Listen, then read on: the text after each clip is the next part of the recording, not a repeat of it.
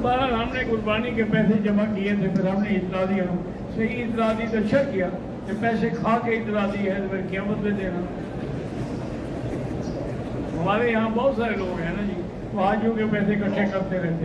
अब 100 कुर्बानी के पैसे इकट्ठे कर लो तो कितने बन जाएंगे, और जब कुर्बानी वाला दिन हो तो 100 के बजाय से 10 सिबे करके दुआ मांग रहे थे, अल्लाह कबूल फरमा सबकी, और सबको कह देते बाबा हो गई तुम्हारी कुर्बानी।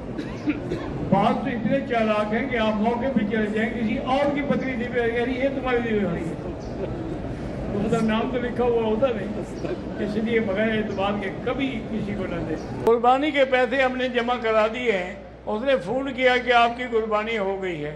अब हमें पता चला है कि वो तो करता ही नहीं है कुर्बानी, तो उसको जाके पकड़ो, उसको कहो भी पैसे दो, एक कुर्बानी वाले एक जुर्माने की दम वाले, दो के पैसे देते हो ठीक है, नहीं तो हम तुम्हें यहाँ किसी को हुकूमत को बताएंगे, वो तो सारी ज़िंदगी के लिए उससे पैसे वसूल करेगी।